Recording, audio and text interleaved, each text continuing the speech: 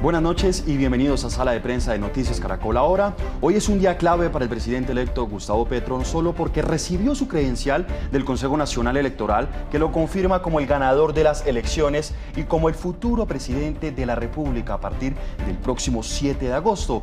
También se reunió con el presidente Iván Duque en la Casa de Nariño para iniciar el proceso de empalme entre los dos equipos. Mientras tanto, el pacto histórico sigue haciendo acercamientos con varios partidos políticos que conduzcan a una mayoría de los partidos afines al nuevo presidente. Hoy queremos hablar de este tema y por eso hemos invitado a Olmer Muñoz, profesor de la Pontificia Universidad Bolivariana y analista político. Profesor, bienvenido a Sala de Prensa.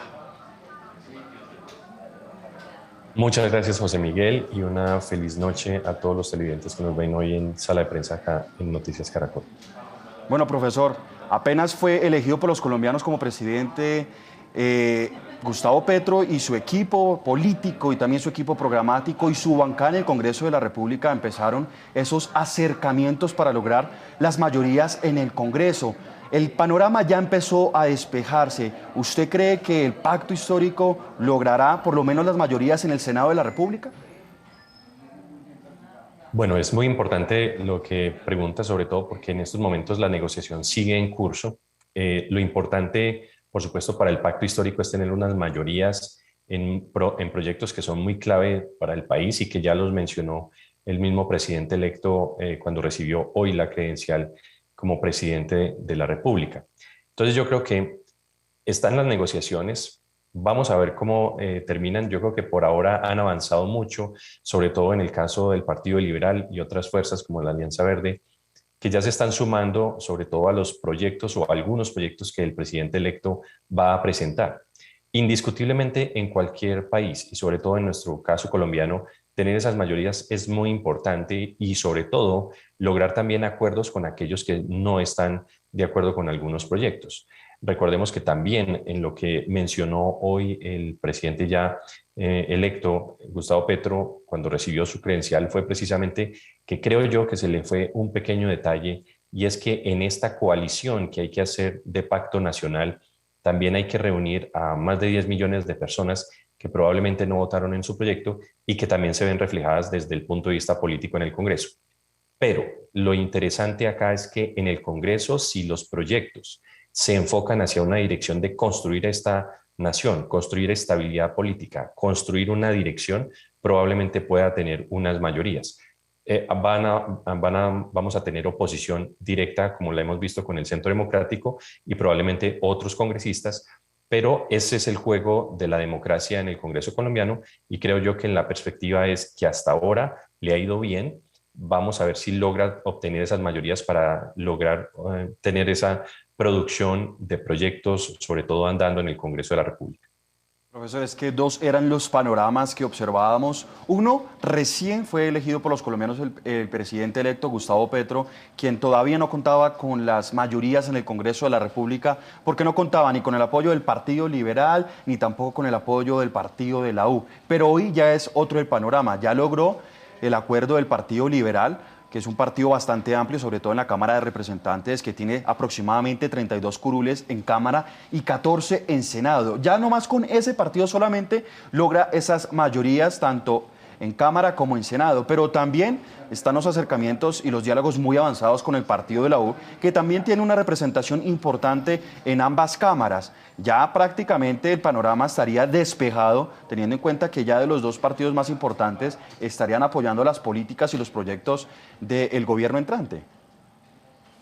Es cierto, de todas maneras también quisiera señalar lo siguiente, recordemos que están en algunas negociaciones probablemente no directas todavía con el Partido Conservador, y eso es interesante tener en cuenta también esa fuerza política tanto en el Senado como en la Cámara de Representantes, porque supone esto también la necesidad de que se puedan adherir a algunos de los proyectos.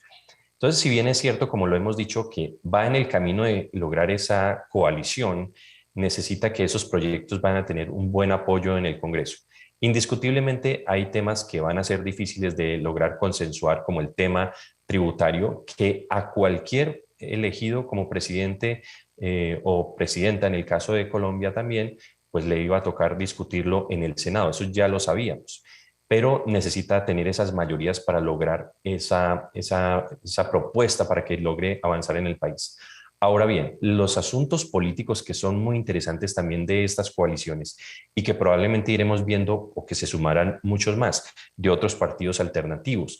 Recordemos que también el Partido de los Comunes está allí. Las 16 curules para la paz también están probablemente muy fijas en cuáles son los proyectos en los cuales va a estar andando, sobre todo esta presidencia en Colombia. Pero hay mensajes, como lo decíamos en otro programa, que son claves también.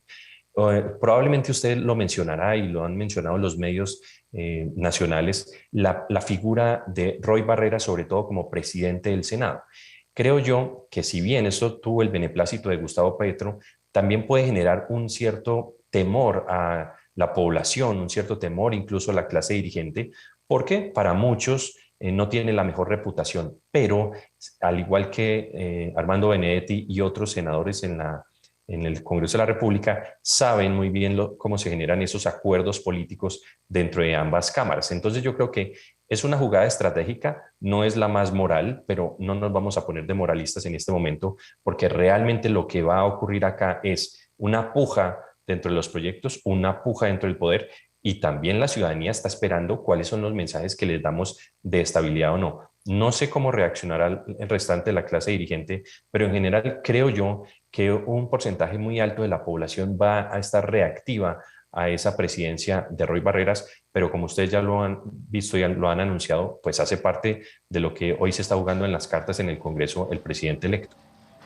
Profesor, usted anteriormente mencionaba un tema bastante importante y es la representación en las elecciones de la centroderecha, de los simpatizantes de Rodolfo Hernández, también del uribismo, que de pronto no se sienten representados en los partidos políticos que actualmente tiene Curul en el Congreso de la República, pero representan más de 10 millones de colombianos. Precisamente Gustavo Petro le apuntó a tener algunos acercamientos también con Rodolfo Hernández, invitándolo a que también haya un diálogo nacional en donde también puedan compartir algunas propuestas, y también han dicho que ha tenido algunas comunicaciones con el expresidente Álvaro Uribe. ¿Usted cómo ve este tipo de acercamientos? Porque ya no solamente serían con partidos políticos, sino también con líderes políticos que realmente representan a varia población en Colombia.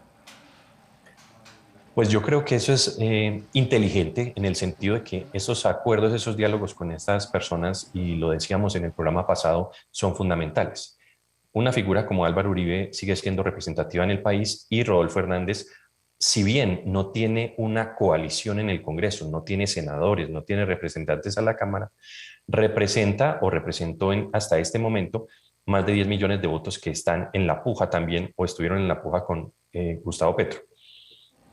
Por lo tanto, es muy importante lo siguiente. Estos acuerdos nacionales implican lograr que incluso esa porción de la población, que es muy amplia, vean estos proyectos que puedan ser viables y además realizables en el país.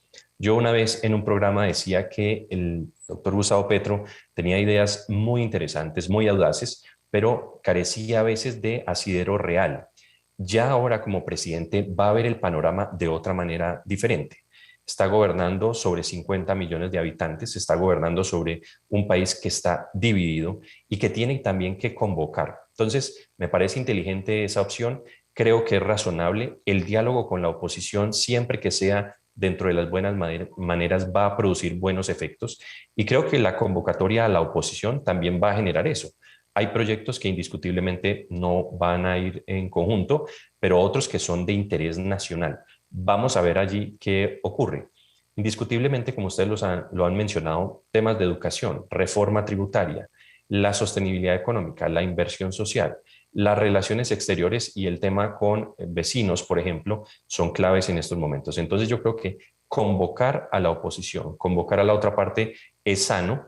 Hay que instaurar ese diálogo razonable y creo que si bien nos dejó una lección muy cruenta las elecciones pasadas, sobre todo en unas campañas bastante agresivas, bastante dolorosas, bastante sucias en muchos casos, tenemos que dar ejemplo y el gobierno nacional tendrá que dar buen ejemplo de las buenas maneras en la relación con ese otro porcentaje tan importante de población que está también a la expectativa de un buen desarrollo económico para todo el país, no es solamente para un sector, y creo que ahí es donde está el punto clave de ese diálogo que pueda hacer el presidente electo.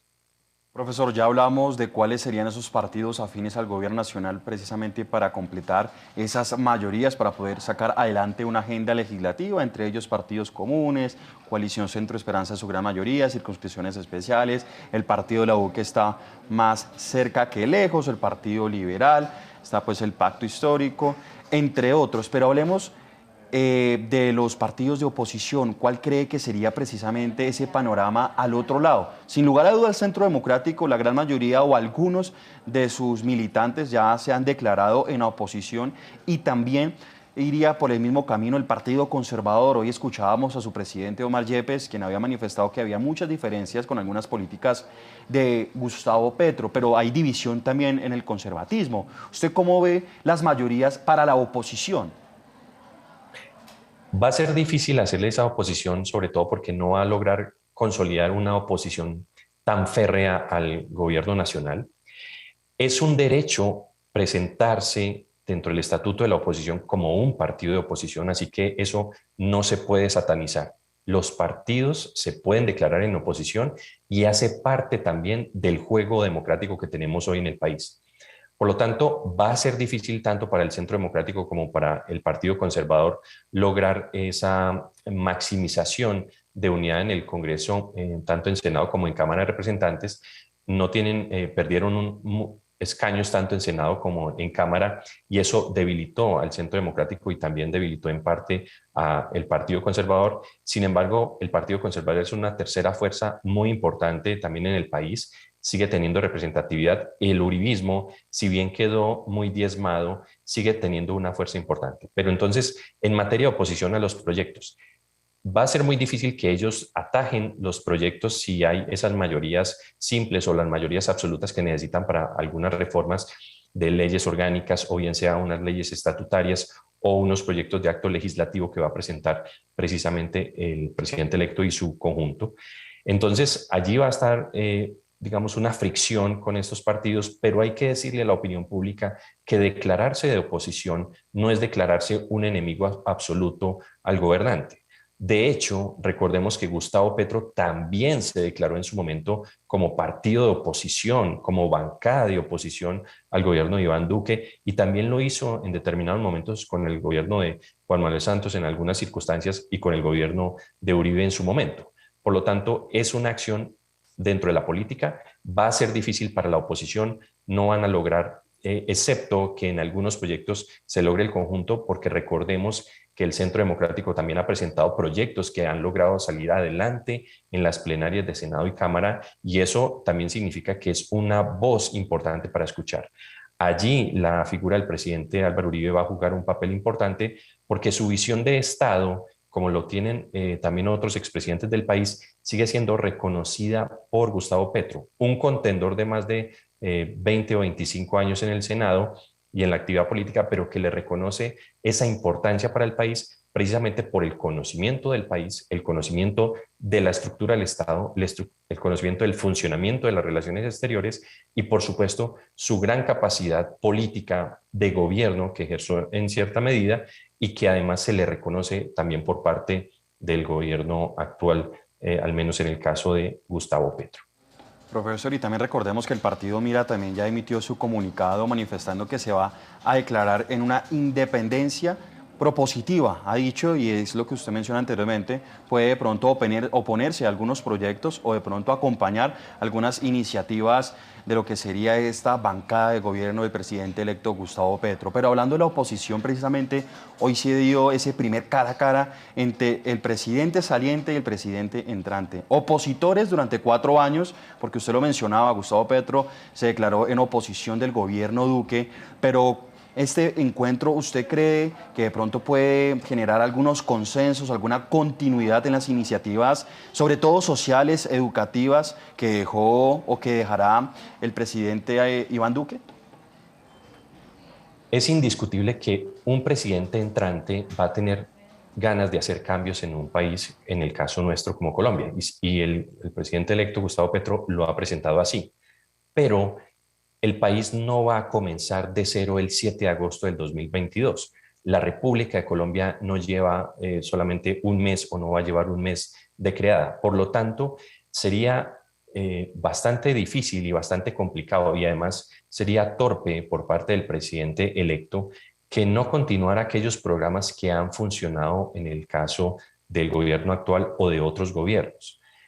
Piense usted, y para todos los televidentes, si ha habido proyectos a los que él se opuso en determinado momento solo porque hayan sido proyectos presentados por el uribismo. Recordemos que las bancadas del Congreso votaron varias veces en contra de proyectos que presentó senadoras como Paola Holguín en el Senado, sobre todo para la reducción de salarios y del trabajo legislativo de los senadores, para que ellos pudieran ir al Senado, y en la plenaria pues terminó hundiendo estos proyectos, que eran proyectos que está presentando incluso este gobierno que va a entrar en el país. Entonces yo creo que hay que ser muy racionales, no hay que desconocer lo que se puede hacer, lo que se pueda mejorar seguramente se podrá hacer, lo que haya que cambiar se tiene que cambiar, y eso es muy evidente en cualquier gobierno, pero el presidente tiene que ser muy inteligente, tener muy buenos asesores y mirar si esto es lo que quiere hacer como reconciliación. No puede estar pensando en que todo lo que ha venido desarrollando el país en los últimos 50 años ha sido del todo equivocado. Muchas cosas las va a seguir manteniendo. Además, por el buen desarrollo económico, por la estabilidad política y, por supuesto, porque también está un conglomerado político detrás de él. Indiscutiblemente, los temas de equidad son fundamentales, los temas de paz territorial serán fundamentales, los temas de acuerdo de paz e implementación de los mismos serán fundamentales. Diálogos con el ELN, que este gobierno no realizó por muchas razones, los va a desarrollar. Entonces, hay cosas en las que continuará y otras no. La ciudadanía, ¿qué espera de esto? Espera que el mandatario dé una sensatez en la visión que tiene de gobierno, y si bien algunas cosas no van a funcionar con todos los partidos de manera homogénea, que es lo normal en una democracia, sí tiene que ser muy ecuánime, muy sensato, muy racional y menos pasional a la hora de tomar estas decisiones, porque también podría utilizar el gobierno como un revanchismo hacia el uribismo o hacia Iván Duque o hacia otros presidentes, y creo que sería una mala jugada política para el país en estos momentos si queremos reducir la polarización interna de la nación. Profesor, ya hablamos de lo que sería la bancada de gobierno durante la administración del presidente electo Gustavo Petro, ya hablamos de lo que sería la bancada de oposición. Ahora hablemos de esos movimientos, esos acercamientos y esos mensajes que ha recibido en las últimas horas Gustavo Petro, empezando por la llamada que tuvo del presidente de los Estados Unidos, Joe Biden. ¿Usted cómo ve ese acercamiento y también el mensaje que le envió Vladimir Putin, como también Nicolás Maduro? Decía yo en algún momento que estos mensajes que se dan entre los mandatarios suele ser normal dentro de las relaciones diplomáticas. Por supuesto, Gustavo Petro ha tenido unos acercamientos muy directos, sobre todo con el gobierno de Nicolás Maduro, también con el gobierno de Daniel Ortega y el presidente Vladimir Putin. Ahora bien, esos acercamientos no pueden implicar para el gobierno nacional que vaya a estar de acuerdo con todas las decisiones que hayan tomado dichos gobiernos. En ese sentido, lo que yo quiero decir con esto es que deben mantenerse buenas relaciones con todos los estados, independientemente de su visión ideológica, pero es muy importante que él logre mantener su estabilidad también como estado al interior del mismo. Por decirles un ejemplo, creo yo que el 7 de agosto estamos a la expectativa, todos los ciudadanos, de cuáles van a ser los primeros ministros, presidentes y embajadores que van a venir a la posesión de Gustavo Petro. Y eso va a ser muy importante porque allí tenemos países vecinos, el mismo Estados Unidos hacia el norte, países hacia el sur, que han visto el giro de un gobierno hacia la izquierda, como lo ha hecho Gustavo Petro en el caso de Colombia, como algo positivo. Lo ven como un cambio sobre el viraje de la política nacional, pero hay que mantener esas relaciones entre estados. Si esto genera una sana expectativa para el ciudadano colombiano y en general para las buenas relaciones, creo que se van a mantener así, pero ya como estadista uno tiene que tomar una distancia en algunos asuntos. Probablemente Gustavo Petro dirá que no se va a entrometer en asuntos nacionales ni de Rusia ni de Venezuela, pero sí le van a exigir dentro de la comunidad internacional y específicamente en la Organización de Estados Americanos, que ya como presidente también pueda dar su postura frente a algunos asuntos que afectan no solamente a los nacionales, sino a a otras personas que llegan como migrantes.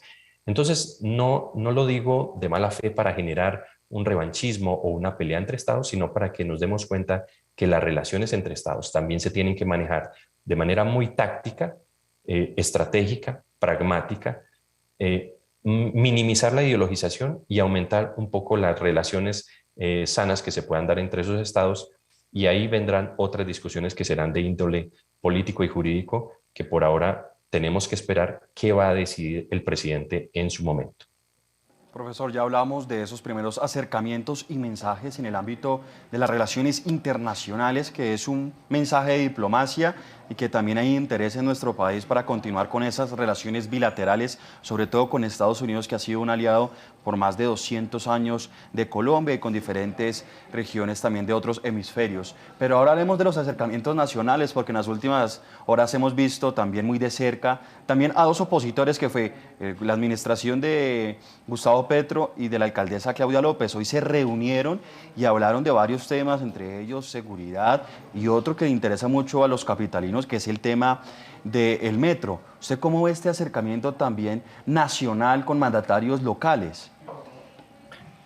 Pues yo creo que es necesario que se dé. Es absolutamente claro que un país no puede estar gobernado solamente en el centro, en Bogotá, y las regiones quedar desprotegidas o sin capacidad de relación con el gobierno central.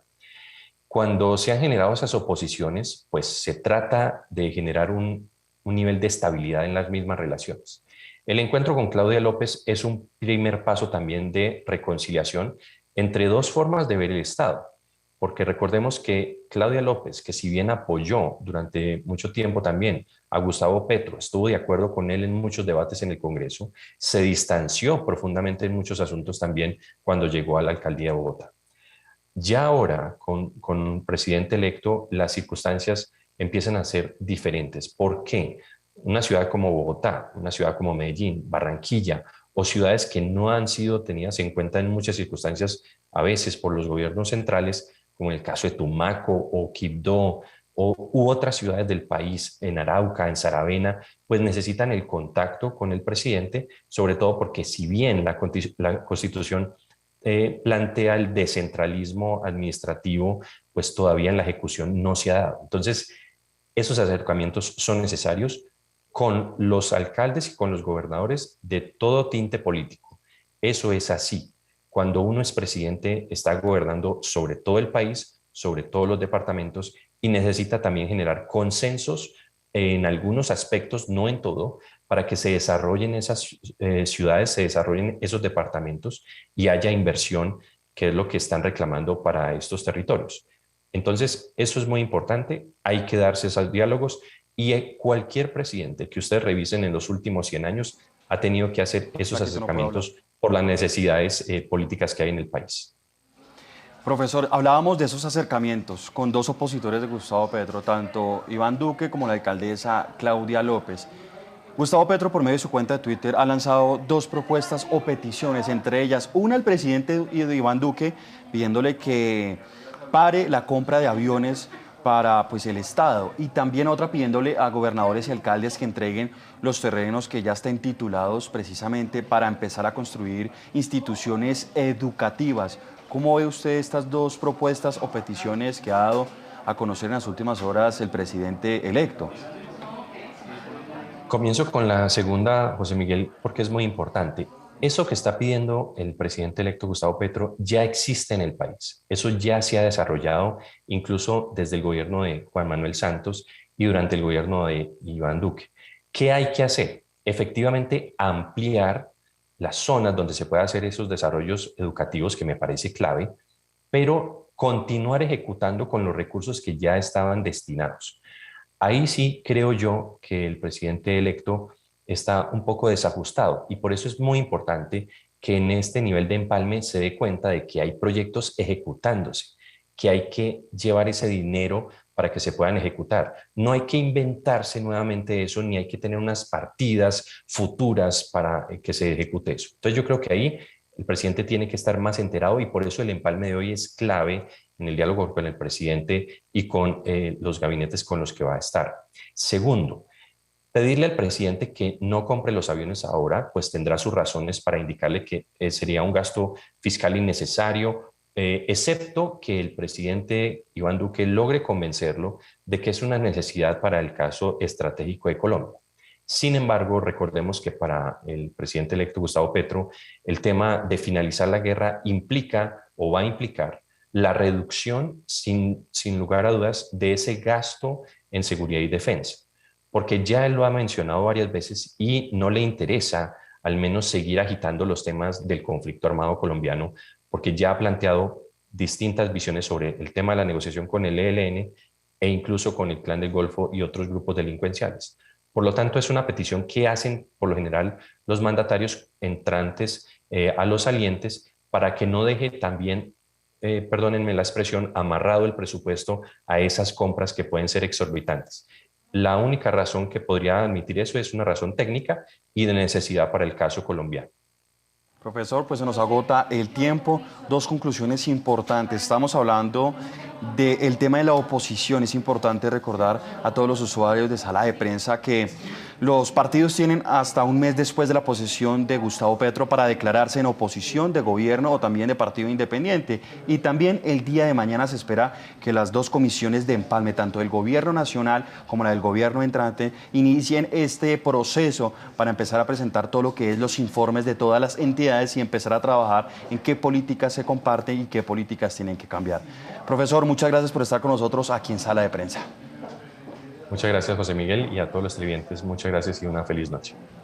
Y hasta aquí Sala de Prensa. Continúen con toda la programación de Noticias Caracol Ahora. Feliz noche.